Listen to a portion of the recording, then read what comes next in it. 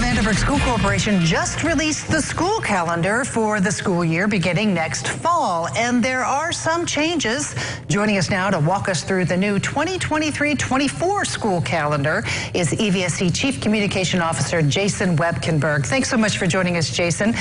It looks like the biggest change we're talking about here involves the fall break. It's a full week in October. I believe that's the first time you all have done that. Talk about what went into that decision.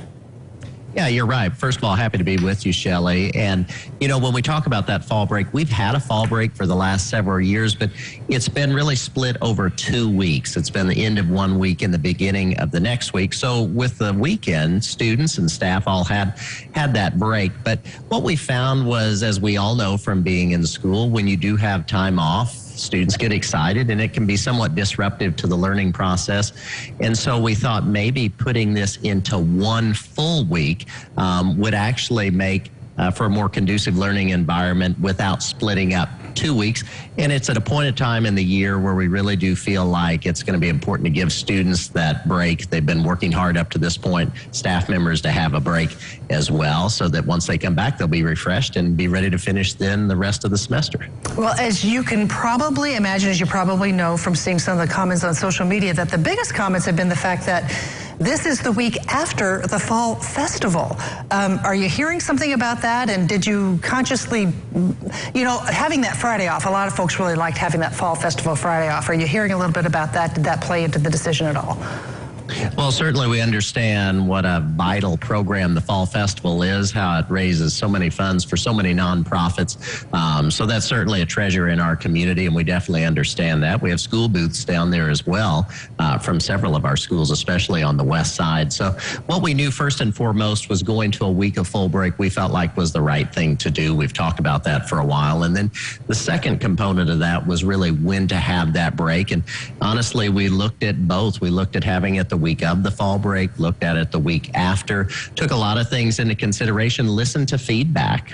We reached out to individuals. We had some people reach out to us, and we really took to heart their feedback on what they thought and how that would impact the Fall Festival as far as when we took our break. And then from that, we had some in-depth conversations with our school principals, and we really talked to them about, from their lens, working with schools all over the city, all over Vanderbilt County, which week, the week of Fall Festival or the week after, did they feel like would be the best, really keeping the eye on student achievement, student outcomes, what would be best for students in school and them being there and learning. And so once those conversations were had, then it became apparent that really our school employees felt like that second full week of October, which is the week after the Fall Festival, was the best way to go. And so that's ultimately what the decision was made.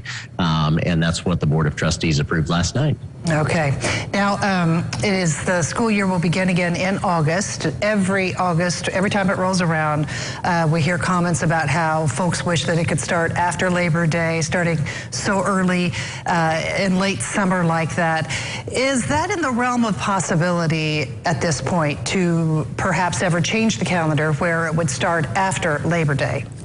You know, it's funny, Shelley, you asked that. We do hear that from time to time. And, you know, I know time goes very quickly, but if you look at previous calendars, you really have to go back to, I believe, 1987 was the last time that we did that old school calendar where you start after Labor Day. And I know some people have lifted starting after Labor Day and then finishing June 1st. It really doesn't work that way. If you look at those older school calendars, and if you do the math, we have to meet the requirement for the state of Indiana for 180 days. So if you started after Labor Day, you'd be looking at going well into June to hit that requirement for instructional days. And we actually had a focus group of parents reached out to, talked to them. And we did bring that up because there are some legislators from time to time in the state that bring that up in Indianapolis. And there was really no appetite for that. And it certainly wasn't something we were looking at seriously, but just throwing that out. If this were something the legislators ever decided to do, what would be your thoughts? We were just curious to get their feedback. And again, really no appetite. People said that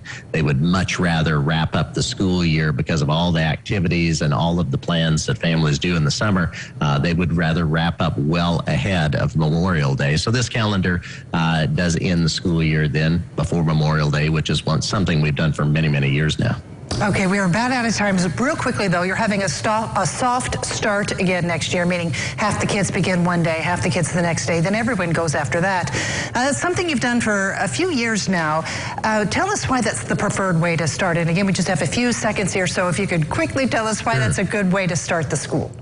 Yeah, it's been very well received. We started that during the pandemic, and we learned from that really allows relationships to be built. It helps people to get to know one another in a slightly smaller setting for just a short period of time. And people have lifted continuously since starting that they feel like that's the reasons we've had such good, strong starts of school here in the recent years. So something we're going to continue. All right, makes sense. All right, Jason Webkenberg, Chief Communication Officer for the EVSC. Thanks so much for joining us to talk about the school calendar.